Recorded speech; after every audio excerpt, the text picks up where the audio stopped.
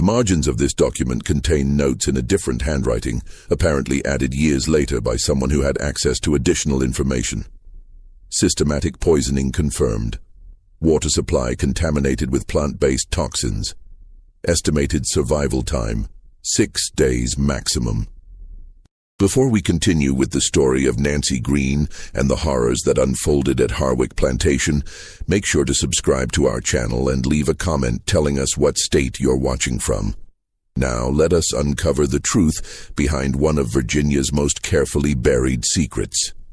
But to understand Nancy Green's terrible revenge, we must first journey back to the plantation where it all began.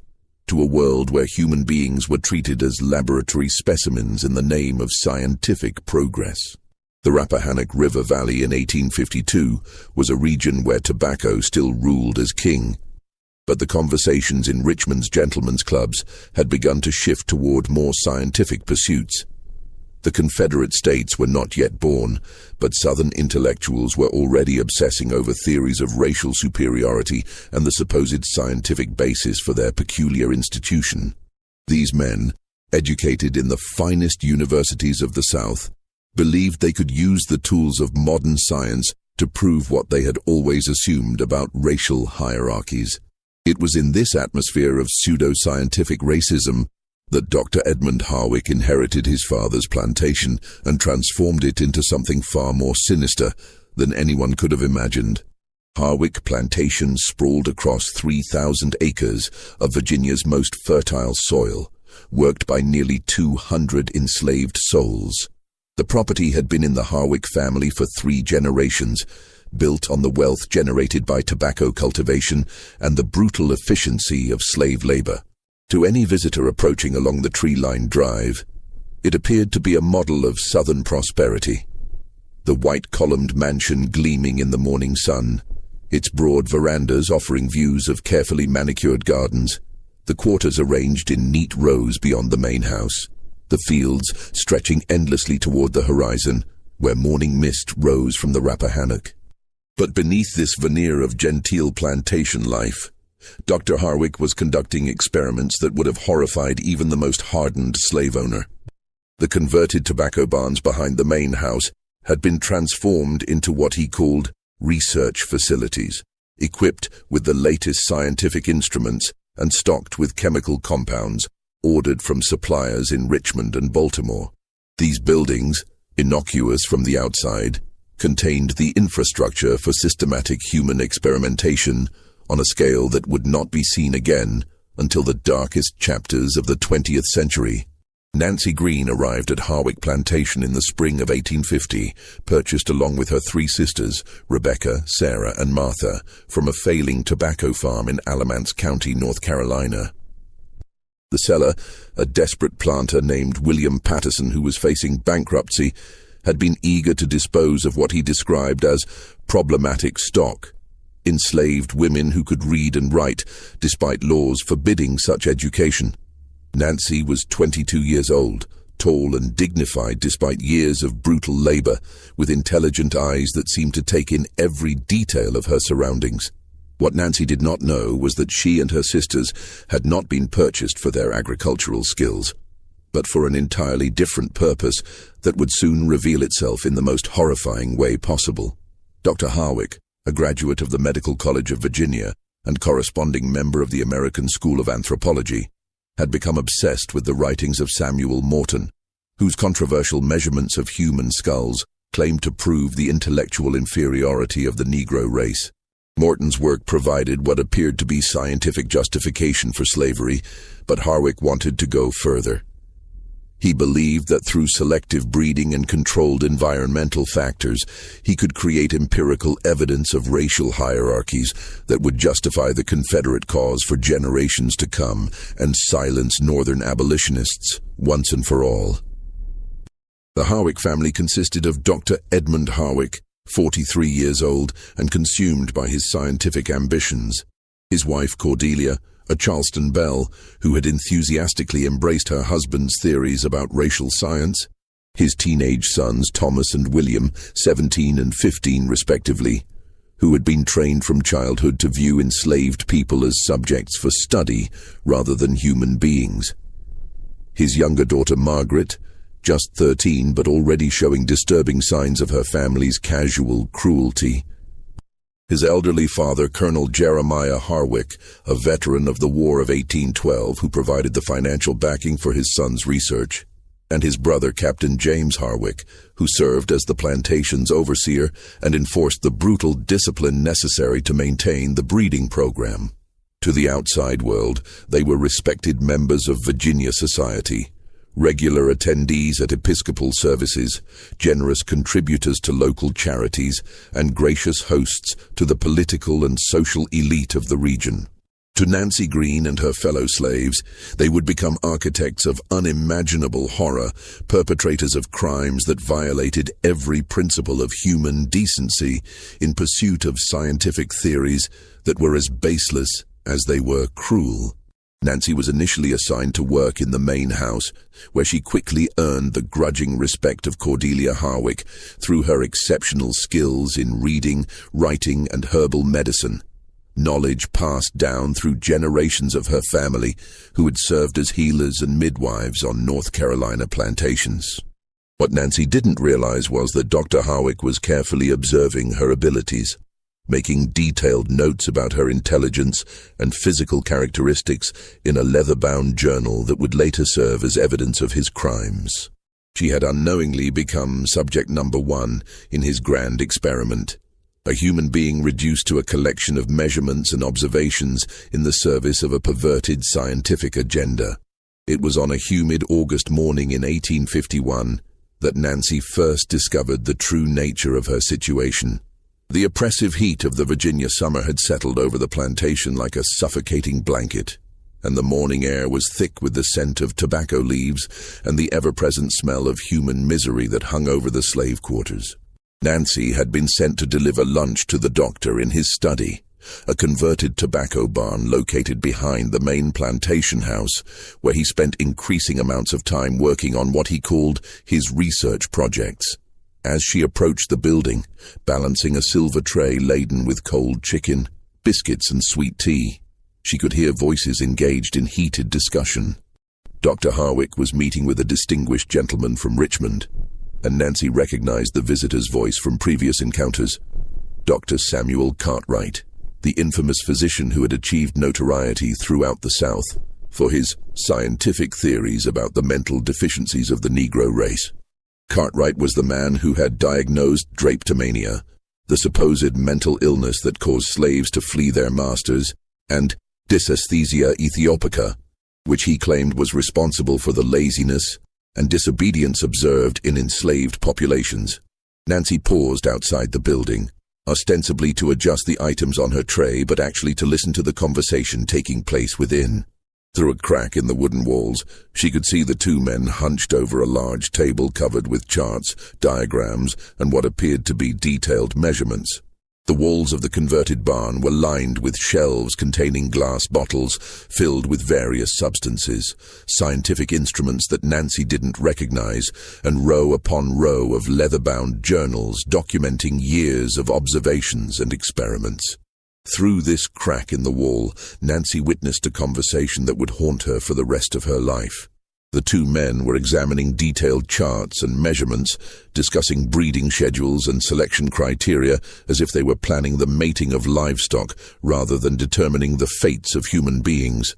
Dr. Cartwright was explaining his theory that certain combinations of African tribal backgrounds would produce offspring with specific physical and mental characteristics that could be studied and documented to provide definitive proof of racial hierarchies.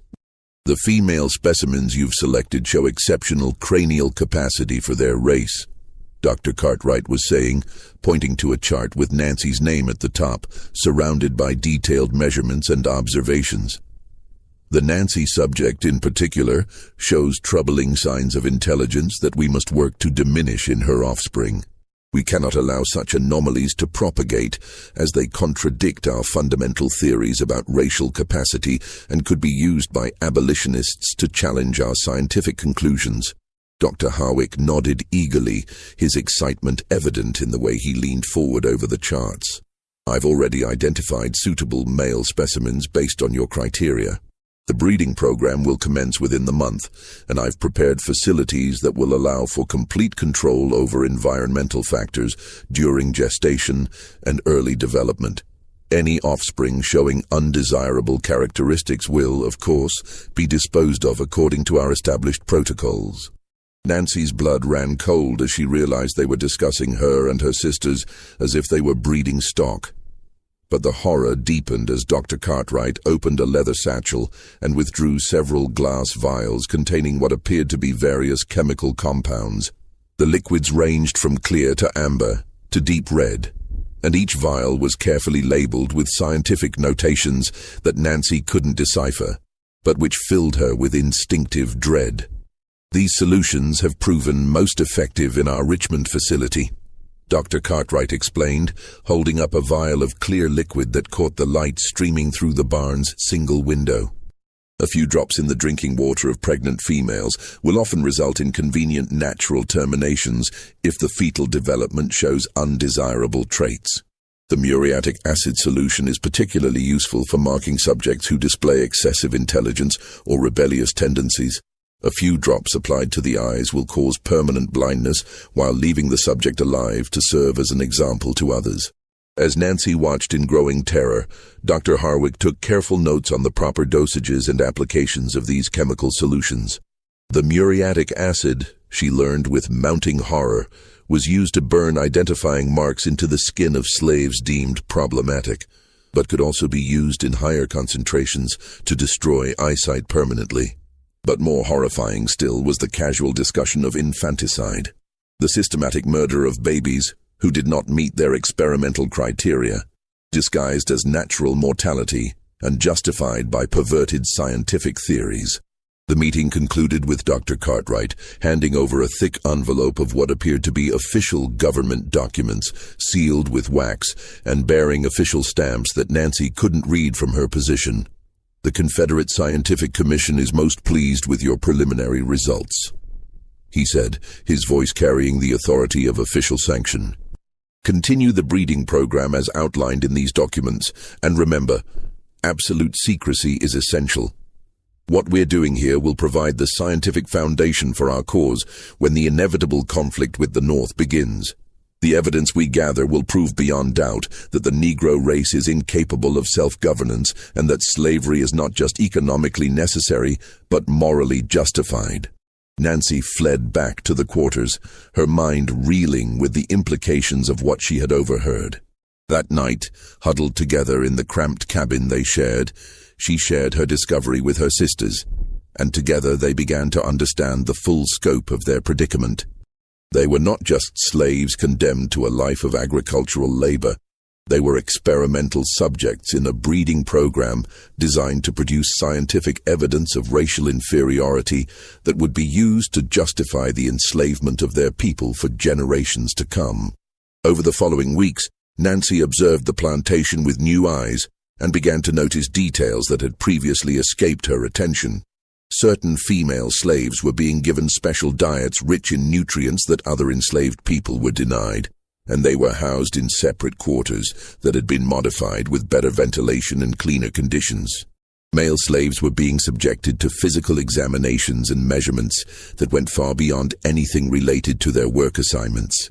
Most disturbing of all, she noticed that several women who had given birth in recent months no longer had their children with them, and their inquiries about their babies were met with vague explanations about weakness, natural selection, and God's will that rang hollow in the face of what Nancy now knew about the true nature of Dr. Harwick's research.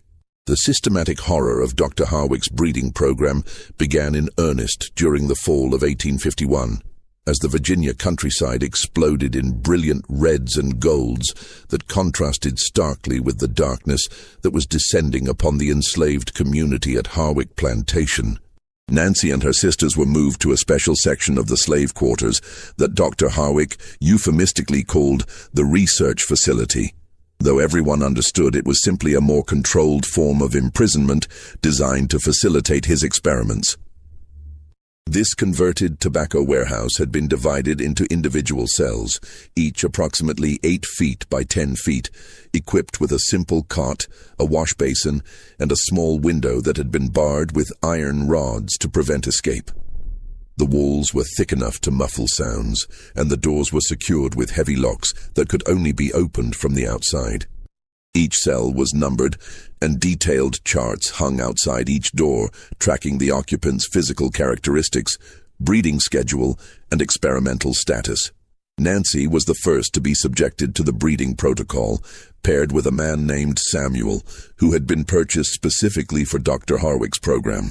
Samuel was a field hand from a plantation in Henrico County, selected for what Dr. Harwick's notes described as superior physical specimens with diminished cranial capacity.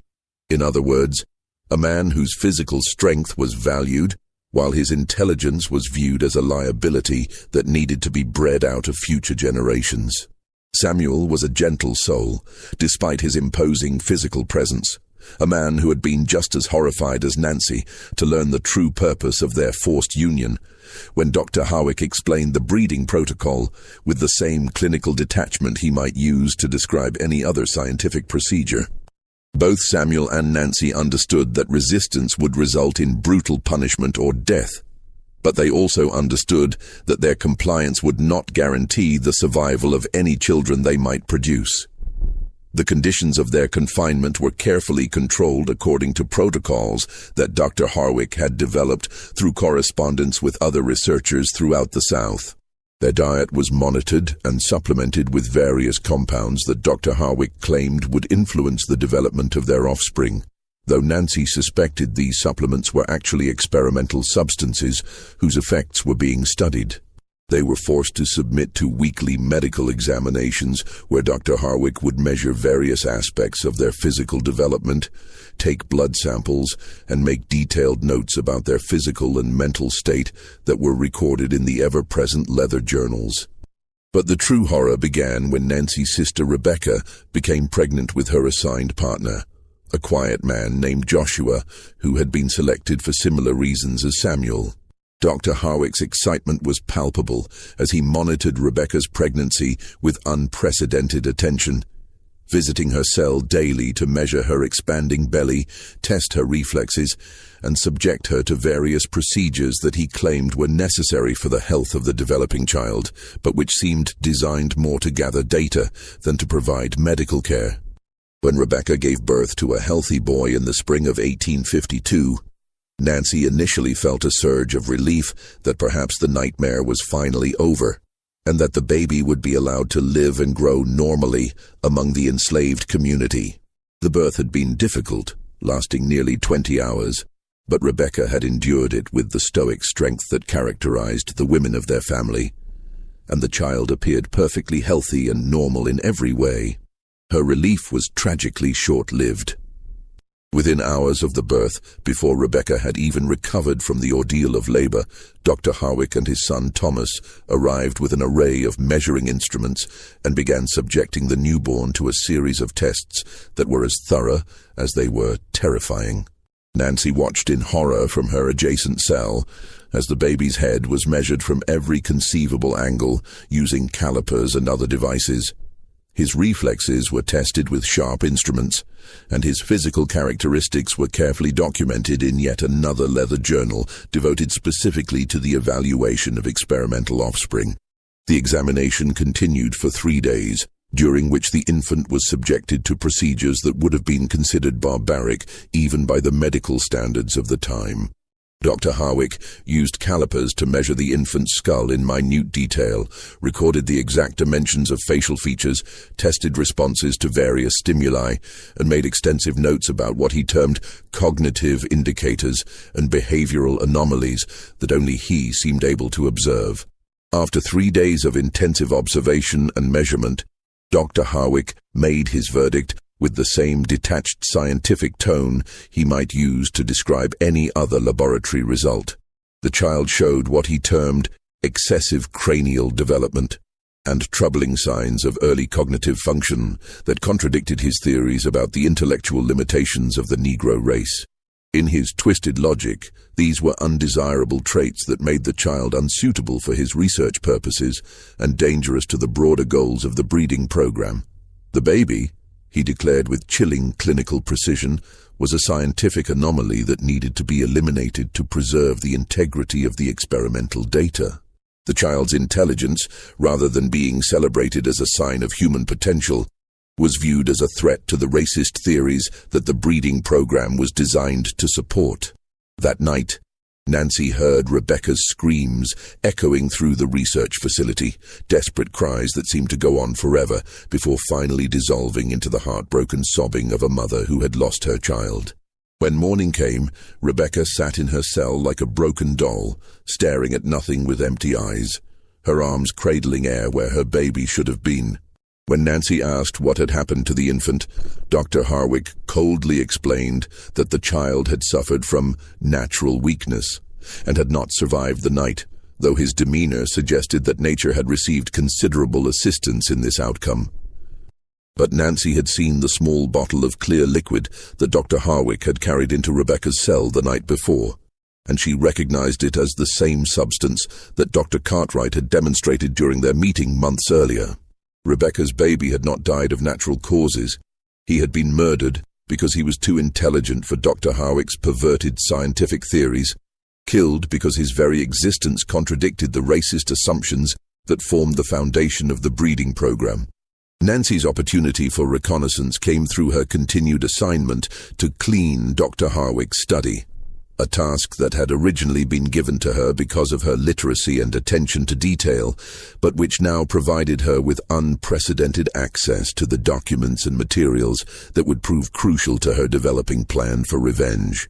The converted tobacco barn had been transformed into a makeshift laboratory that would have impressed visitors from the finest medical schools in Richmond or Baltimore, complete with shelves lined with glass bottles containing various chemical compounds, detailed charts tracking the progress of his breeding subjects, and extensive correspondence with collaborators in what Nancy was beginning to understand was a vast network of similar facilities throughout the South. During her cleaning duties, which she performed with meticulous care while secretly memorizing every detail of the laboratory's contents, Nancy carefully catalogued the locations and contents of every chemical container. She learned to recognize the bottles containing muriatic acid, identifiable by their distinctive amber color and the way they seemed to emit fumes even when tightly sealed. The clear liquid that Dr. Cartwright had provided was stored in smaller vessels near the doctor's desk, each one labeled with scientific notation that Nancy gradually learned to decipher through careful observation and logical deduction. More importantly, she discovered Dr. Harwick's comprehensive journal collection, leather-bound volumes that contained not only records of his experiments, but also detailed instructions for the preparation and application of various chemical solutions, correspondence with collaborators throughout the region, and most damning of all, precise documentation of every infant murder that had been committed in the name of scientific research. The journals revealed the full scope of the horror that extended far beyond Harwick Plantation. Dr. Harwick was not working alone. He was part of a carefully organized network of plantation owners and physicians who were conducting similar breeding experiments throughout Virginia, North Carolina, and South Carolina. The goal was to produce scientific evidence that would support the Confederacy's claims of racial superiority when the inevitable conflict with the North began, providing intellectual justification for slavery that could counter abolitionist arguments about human equality. Nancy read entries that described the systematic murder of dozens of infants who had shown undesirable characteristics such as above-average intelligence, physical coordination, or emotional responsiveness. She learned that the clear liquid was a concentrated solution of various plant-based toxins, including extracts from pokeweed, oleander, and castor beans that could cause death within hours, while leaving no obvious signs of poisoning that would alert authorities or raise suspicions among the enslaved community. The muriatic acid was indeed used for marking slaves, But Nancy discovered that Dr. Harwick had been experimenting with different concentrations and applications, developing techniques that could cause everything from superficial burns to permanent disfigurement to complete blindness, depending on the specific formulation and method of application. His notes contained detailed observations about the effects of different chemical combinations, recorded with the same clinical precision that a legitimate researcher might use to document the results of medical treatments. Most revealing was a recent letter from Dr. Cartwright that praised Dr. Harwick's innovative approaches to subject management, and specifically mentioned his success in eliminating cognitive anomalies in the experimental population. The letter also contained instructions for a new chemical compound that could be used to cause permanent blindness in subjects who displayed what they termed excessive visual intelligence, the ability to read and interpret their surroundings in ways that threatened the security of the operation. This compound, a carefully calibrated mixture of concentrated lye and muriatic acid, was designed to destroy the corneas and optic nerves while leaving the victim alive to serve as both punishment and example to others who might consider resistance. Dr. Cartwright's letter included detailed instructions for its preparation and application, noting that it should be administered as eye drops, while the subject was physically restrained to ensure complete contact with the optical structures. As Nancy read these instructions with growing horror and rage, a terrible plan began to form in her mind. The same chemicals that Dr. Harwick intended to use to destroy the sight of rebellious slaves could be turned against their creators with devastating effectiveness. But Nancy's plan went beyond simple revenge. She intended to expose the entire network of experimental plantations and ensure that no other families would suffer as hers had, even if it meant sacrificing her own life in the process. Nancy began secretly documenting everything she could find in Dr. Harwick's study, using her literacy skills to copy crucial information onto scraps of paper that she hid throughout the plantation. She memorized the names and locations of other collaborating plantations, copied correspondence that revealed the involvement of government officials and prominent citizens, and most importantly, learned the exact formulations and applications of every chemical compound in the doctor's extensive arsenal. Her pregnancy was now in its final month, and Nancy knew with growing certainty that her time was running out. Soon, her child would be born and subjected to Dr. Harwick's evaluation process, and if the baby showed any signs of intelligence or physical development that contradicted the doctor's theories, it would be murdered just like the children of her sisters.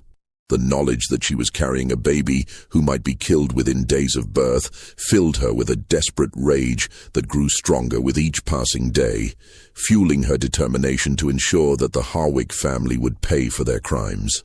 But Nancy had discovered something else in the doctor's files that made her mission even more urgent. Evidence that the breeding program was about to expand dramatically. Dr. Harwick had received approval and funding from Confederate sympathizers in Richmond to increase his operation from 200 subjects to over 1,000, making Harwick Plantation the largest experimental facility in the South. New buildings were being constructed on adjacent properties, and additional research subjects were being purchased from slave markets throughout the region with the goal of creating a comprehensive database of racial characteristics that would support Confederate political arguments.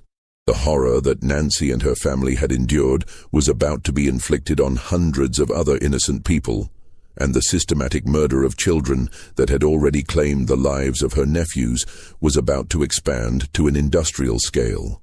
The time for careful planning and patient observation had passed. Direct action was now necessary, regardless of the personal cost or the likelihood of survival. Nancy's daughter was born on a cold February morning in 1853, delivered by her sister Sarah in the cramped confines of their cell while a winter storm raged outside the research facility. The labor had been long and difficult, lasting through the night as wind howled around the converted tobacco barn and ice formed on the barred windows. But when dawn finally broke, Nancy held in her arms a perfect child, healthy, alert, and already showing signs of the intelligence that would doom her under Dr. Harwick's evaluation system. The baby was beautiful in the way that all newborns are beautiful, but Nancy could see in her daughter's bright eyes and responsive movements the very qualities that Dr. Harwick would identify as problematic. The child's alertness, her apparent awareness of her surroundings, and her strong physical responses to stimuli were exactly the characteristics that had condemned her cousins to death in the name of scientific research. Nancy held her daughter for exactly 18 precious hours, memorizing every detail of her face and trying to compress a lifetime of maternal love into those brief moments before Dr. Harwick arrived with his measuring instruments and evaluation protocols.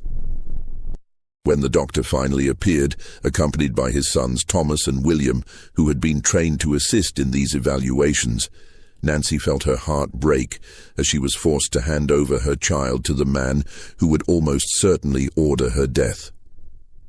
The examination was thorough and terrifying, conducted with the same clinical precision that Dr. Harwick brought to all his research activities.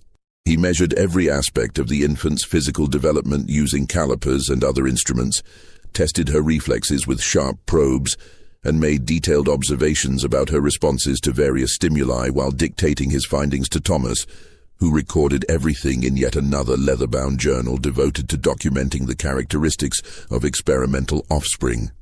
When Dr. Harwick finished his examination after what seemed like hours of poking, prodding, and measuring, his verdict was predictably damning.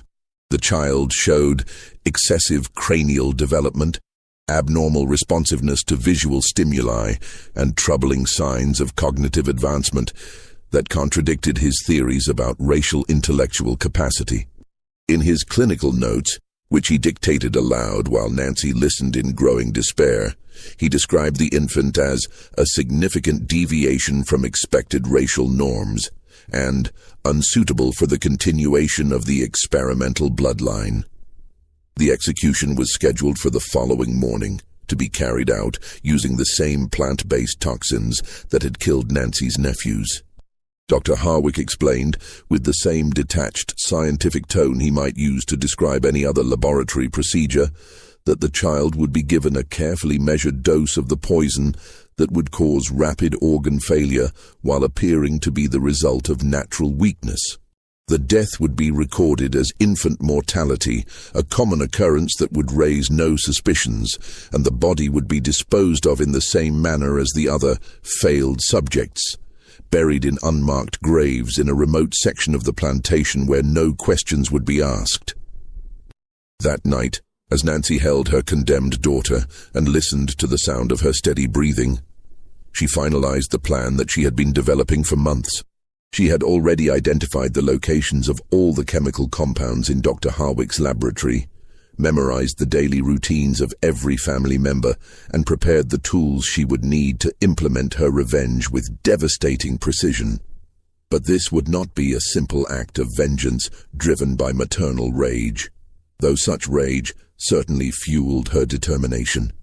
Nancy intended to expose the entire breeding program and ensure that evidence of Dr. Harwick's crimes would reach authorities who might be willing to act, even if such authorities were few and far between in the slaveholding South.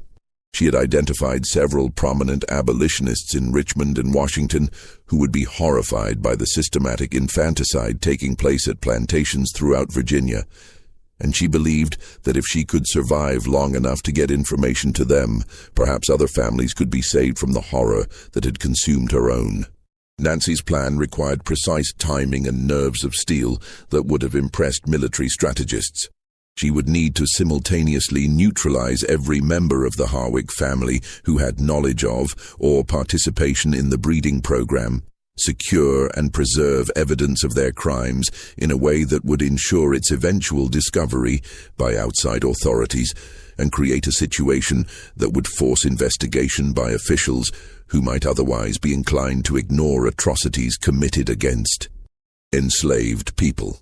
The chemical compounds that Dr. Harwick had intended to use for torture and murder would become instruments of justice, administered with the same clinical precision that the doctor himself had used in his experiments. But Nancy's revenge would not be quick or merciful. She intended for the Harwick family to experience the same prolonged suffering that they had inflicted on others. to understand what it felt like to be helpless and condemned while their fate was decided by someone who viewed them as less than human. At midnight, as the storm continued to rage outside, Nancy kissed her sleeping daughter one final time and placed her gently in Sarah's arms. "No matter what happens," she whispered to her sister, her voice barely audible above the wind, "protect her. Get her away from this place if you can. Tell her someday that her mother died fighting monsters, and that she must never let anyone make her forget that she is worth more than all their theories and measurements combined." Nancy slipped from her cell, having long ago learned to manipulate the simple lock that secured the research facility through careful observation and patient practice. The plantation was quiet, except for the usual night sounds of the Virginia countryside, mixed with the storm's fury. And even the guard dogs knew her scent and paid her no attention as she made her way toward the main house and the laboratory, where the instruments of her revenge waited in their carefully labeled bottles. Dr. Harwick's laboratory was secured with a heavy padlock that would have deterred most intruders, but Nancy had observed him opening it hundreds of times during her cleaning duties and had memorized every detail of the process. The key was hidden in a small wooden box beneath his desk, exactly where she knew it would be, wrapped in oiled cloth to protect it from moisture and carefully positioned so that its absence would not be immediately noticed.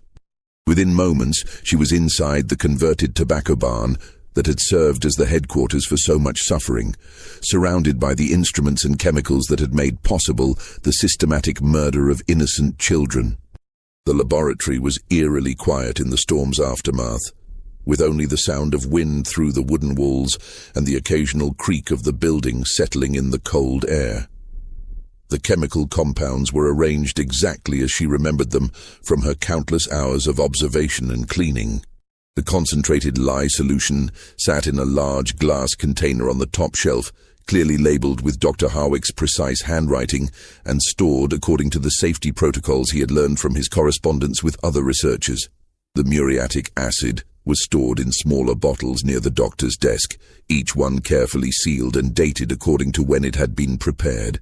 Nancy carefully measured out precise quantities of each compound, following the mixing instructions she had memorized from Dr. Cartwright's correspondence with the same attention to detail that Dr. Harwick himself would have used.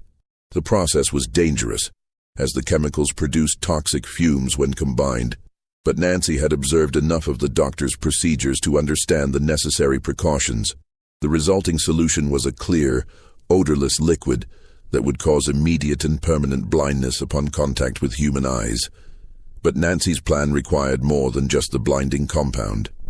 She needed to ensure that the Harwick family would survive long enough to experience the full consequences of their actions, and that evidence of their crimes would be preserved for authorities to discover when the inevitable investigation began. Nancy prepared 7 small glass vials of the blinding solution, one for each member of the Harwick family, using the same precision instruments that Dr. Harwick had used to measure chemicals for his experiments. She also gathered several bottles of other chemical compounds that Dr. Harwick had used in his research, including the plant-based toxins that had killed the infants and various marking solutions used to identify experimental subjects. But the most important part of Nancy's plan involved Dr. Harwick's comprehensive records. His journal contained detailed documentation of every murder, every experiment, and every correspondence with collaborators throughout the South. These records, if properly preserved and delivered to the right authorities, could expose the entire network of breeding facilities and prevent future atrocities from being committed in the name of scientific research. Nancy carefully wrapped the journal and related documents in oiled cloth and hid them in multiple locations where they would be discovered by investigators, but remain protected from the elements until that discovery occurred. She also prepared a detailed confession, written in her own careful hand, explaining her actions and providing specific information about the crimes committed at Harwick Plantation, the identities of collaborators throughout the region, and the location of evidence that would support her accusations. The main house was completely silent as Nancy made her way from room to room, moving with the quiet efficiency of someone who had spent years navigating these spaces while remaining invisible to their occupants. The Harwick family slept peacefully in their comfortable beds, unaware that their victim had become their judge, jury, and executioner, and that their comfortable world of scientific racism was about to collapse around them in the most literal and painful way possible. Nancy's first target was Dr. Harwick himself, the architect of the breeding program, and the man who had personally murdered her nephews and planned to kill her daughter in the name of scientific progress. She found him sleeping in his study, surrounded by the books and papers that had provided the pseudo-scientific justification for his crimes, his face peaceful in sleep, despite the horrors he had committed. Nancy stood over the sleeping man for a long moment, holding the first vial of blinding solution and thinking about all the children who had died because of his twisted theories. She whispered a prayer for her dead nephews, for her condemned daughter, and for all the other victims of the breeding program before carefully applying the chemical drops to Dr. Harwick's closed eyes with the same precision he had used in his experiments. Dr. Harwick's screams as the acid burned through his corneas were loud enough to wake the entire household. But Nancy had anticipated this reaction and used the resulting confusion and panic to her advantage as family members stumbled through the darkened house trying to understand what was happening to their patriarch. The sounds of terror and confusion that filled the house were like music to Nancy's ears, a symphony of justice that had been too long delayed. One by one, Nancy administered the blinding solution to each member of the Harwick family, moving through the house with systematic efficiency while they blundered about in darkness and pain. The teenage sons, Thomas and William, who had assisted their father in his experiments and measurements, received their doses while still half asleep and confused about the commotion. The daughter, Margaret, who had watched the evaluations of newborn babies with the same clinical detachment as her elders, was blinded while trying to flee to her parents' room. Colonel Jeremiah Harwick, the elderly patriarch who had provided the funding and property for his son's research, received his dose while attempting to load an old military pistol with hands that shook from age and terror. Captain James Harwick, the overseer who had supervised the breeding program and disposed of the murdered infants, was blinded while trying to organize resistance against what he assumed was an attack by rebellious slaves. Mrs. Cordelia Harwick was Nancy's final target, and her application of the blinding solution was accompanied by a detailed explanation of exactly why justice was being administered. Nancy wanted Cordelia to understand, in her final moments of sight, that her blindness was payment for every child who had been murdered in the name of her family's twisted scientific theories, and that her comfortable life of privilege had been built on a foundation of systematic infanticide. If this story is giving you chills, share this video with a friend who loves dark mysteries, hit that like button to support our content, and don't forget to subscribe to never miss stories like this. Let's discover together what happens next in Nancy's terrible night of justice. But Nancy's revenge did not end with the blinding of the Harwick family. It was only the beginning of a systematic campaign of retribution that would ensure their slow and agonizing deaths. Nancy's revenge did not end with the blinding of the Harwick family. As their screams echoed through the main house and they stumbled blindly through rooms they could no longer navigate, crashing into furniture and calling out desperately for help that would never come, Nancy was implementing the second phase of her plan, a systematic poisoning that would ensure their slow and agonizing deaths while preserving them long enough to face the full consequences of the actions. The plantation's water supply came from a deep well located behind the main house, hand-dug by enslaved workers decades earlier and lined with stones that had been carefully fitted to prevent contamination. Nancy had long ago identified this as the most efficient method for delivering the plant-based toxins that Dr. Harwick had used to murder infants, as every drop of water consumed by the family would carry their death sentence. Nancy carefully measured out doses of the various toxins she had taken from Dr. Harwick's laboratory, following the precise formulations she had memorized from his journal with the same attention to detail that the doctor himself had used in his experiments.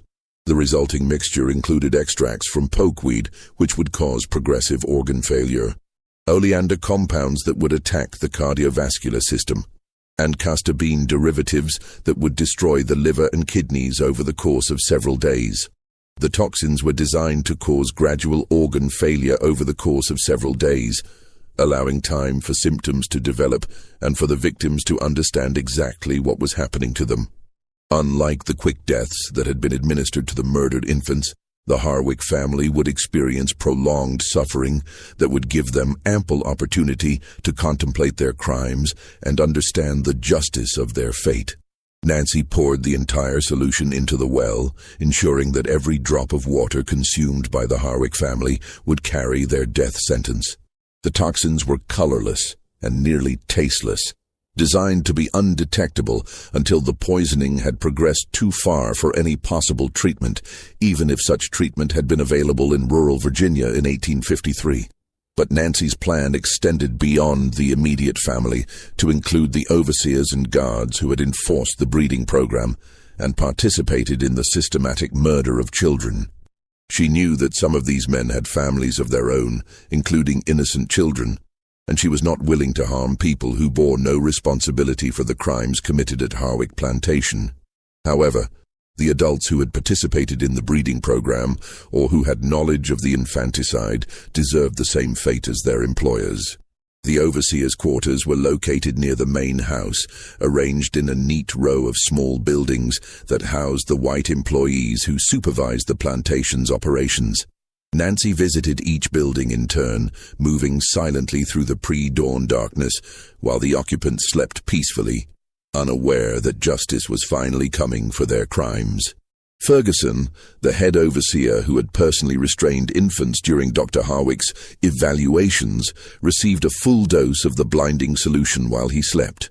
Nancy had watched this man hold down struggling babies while Dr. Harwick administered lethal injections, and she felt no mercy as she applied the acid that would destroy his sight forever. The stablemaster, who had helped dispose of the bodies of murdered children in unmarked graves throughout the plantation, was blinded as well, receiving his dose while he tried to rise from his bed in response to the screams coming from the main house. Nancy was methodical and thorough, working her way through every person on the plantation who had knowledge of or participation in the breeding program. The plantation's clerk, who had maintained the records of experimental subjects and their breeding schedules, was blinded in his office while trying to understand the commotion outside. The doctor's assistant, a young man from Richmond who had helped with medical examinations and chemical preparations, received his dose while attempting to flee the plantation in panic. By dawn, 9 adults had been blinded and the entire water supply had been contaminated with lethal toxins. Nancy had accomplished her primary objectives with systematic efficiency, ensuring that everyone responsible for the breeding program would pay the ultimate price for their crimes, while preserving evidence that would expose the entire network of experimental plantations. As the sun rose over Harwick Plantation, casting long shadows across the tobacco fields and illuminating a scene of justice finally served, Nancy returned to the research facility where her daughter and sisters waited. She knew that her actions would soon be discovered by authorities and that her own death was inevitable. But she had accomplished everything she had set out to do. The Harwick family would die slowly and painfully, experiencing a fraction of the suffering they had inflicted on others. And more importantly, the evidence of their crimes would be discovered, and the breeding program would be exposed to the world. Nancy spent her final free hours writing detailed letters to abolitionists in Richmond and Washington, describing the location of Dr. Harwick's records and providing specific information about other plantations involved in similar experiments. She also wrote a lengthy confession explaining her actions and motivations, ensuring that future investigators would understand the full scope of the horrors that had taken place at Harwick Plantation and the desperate measures that had been necessary to stop them. The letters were hidden in various locations around the plantation, wrapped in oiled cloth and placed where they would eventually be discovered during the investigation that would inevitably follow. Nancy also prepared detailed instructions for her sisters, written in a code that she taught them during those final hours, explaining how to locate and deliver the evidence if any of them survived the retaliation that was sure to come. The first sign that something was seriously wrong at Harwick Plantation came when Dr. Edmund Harwick failed to appear for a scheduled meeting with Richmond officials on March 15, 1853. Harwick had been expected to present his latest research findings to a committee of Confederate sympathizers who were interested in using his work to support their political arguments about racial inferiority, and his absence from such an important meeting was completely out of character for a man who had built his reputation on scientific reliability and professional punctuality. When Harwick's colleague, Dr. Samuel Cartwright, arrived at the plantation for the meeting, accompanied by two prominent Richmond businessmen who had been funding the breeding program, they found a scene that would haunt them for the rest of their lives.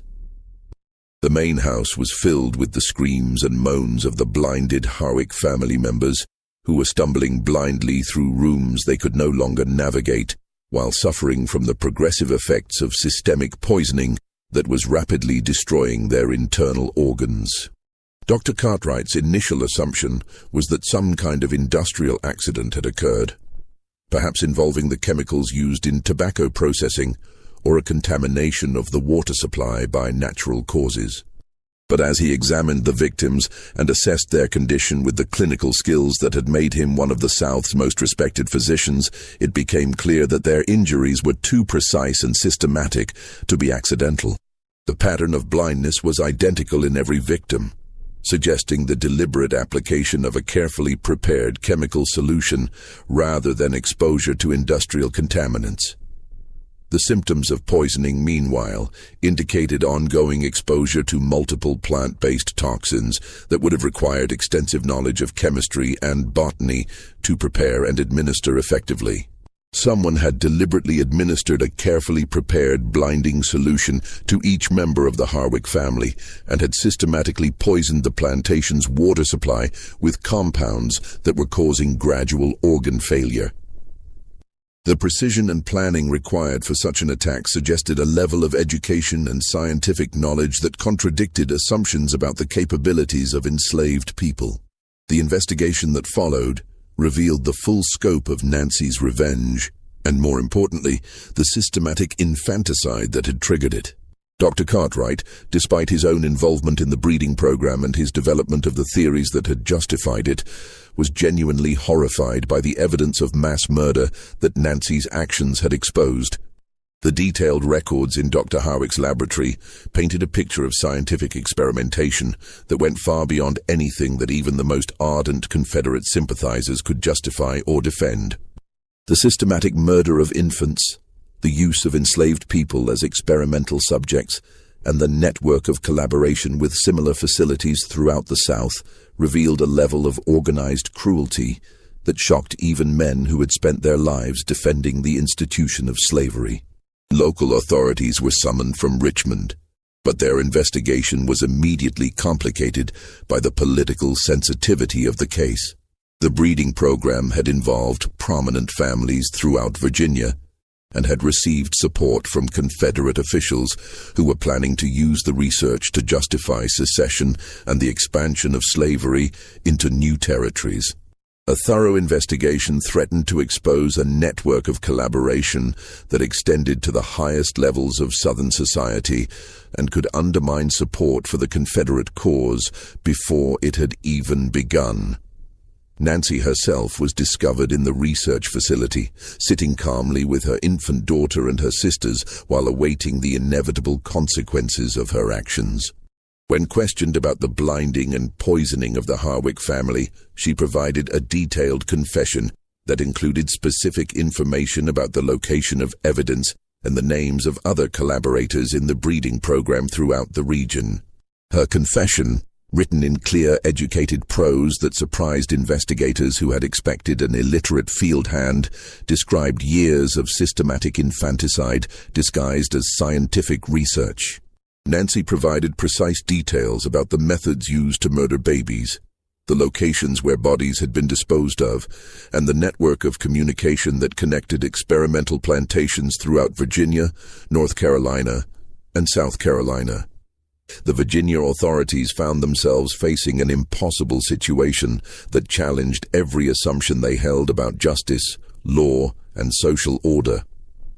Nancy had committed multiple acts of assault and attempted murder, crimes that would normally result in immediate execution under Virginia law.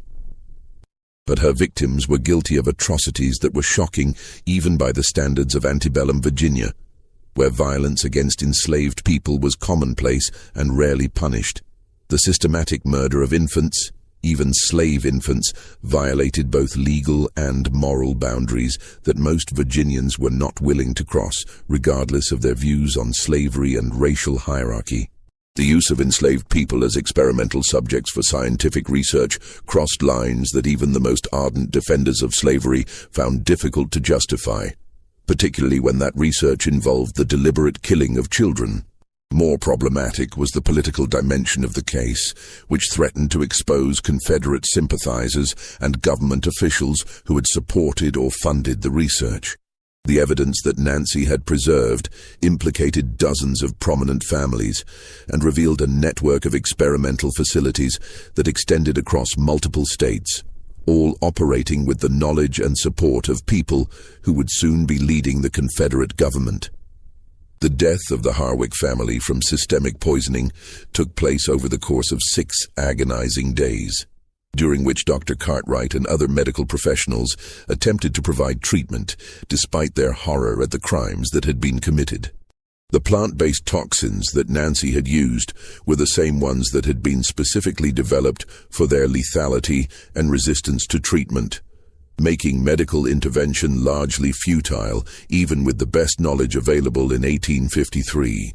Dr. Edmund Harwick died first, his body ravaged by multiple organ failures, while his destroyed eyes wept tears of blood and pus that stained his pillows and bed linens. His final hours were spent in delirium, calling out the names of the children he had murdered and begging forgiveness from people who could no longer hear him. His final words, recorded by Dr. Cartwright in a report that would remain classified for over a century, were a confession of his crimes and an acknowledgement that Nancy's revenge was justified. "She did what any mother would do," he whispered through swollen lips that could barely form words. "God forgive us for what we became in the name of science. The children, all those innocent children, they deserved better than what we gave them." The other family members followed over the next several days, each death more agonizing than the last as the toxins systematically destroyed their internal organs while they remained conscious enough to understand what was happening to them. The teenagers Thomas and William spent their final hours calling for their mother, who was herself dying in the next room, their voices growing weaker as the poison ravaged their young bodies. Margaret, the youngest daughter, lingered the longest despite her age, her strong constitution fighting against the toxins while she experienced the full horror of her family's slow dissolution. Her final words were a plea for Nancy to spare her life, a recognition that the enslaved woman held the power of life and death over the family that had once owned her.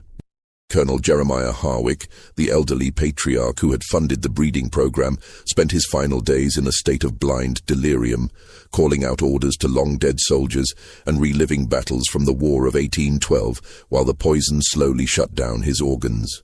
Captain James Harwick, the overseer who had supervised the breeding program, died cursing Nancy's name but acknowledging the justice of his fate.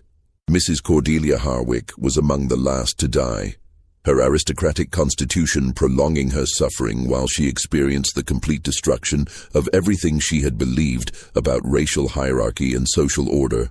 In her final hours, she called Nancy to her bedside and begged forgiveness for the crimes her family had committed, though whether this represented genuine repentance or simply fear of divine judgment remained unclear.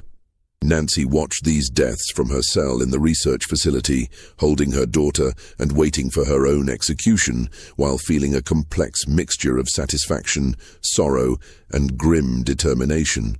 She had accomplished everything she had set out to do. The Harwick family had experienced a fraction of the suffering they had inflicted on others. The evidence of their crimes had been preserved and documented, and the breeding program had been exposed for the horror that it was.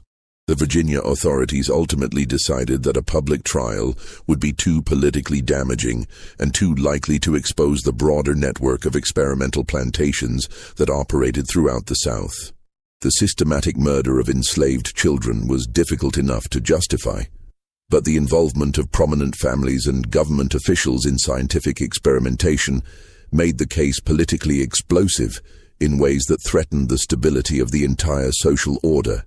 Instead, they arranged for Nancy to be quietly transferred to a remote facility where she could be held indefinitely without attracting attention from abolitionists or journalists who might use her case to attack the institution of slavery or expose the network of breeding programs.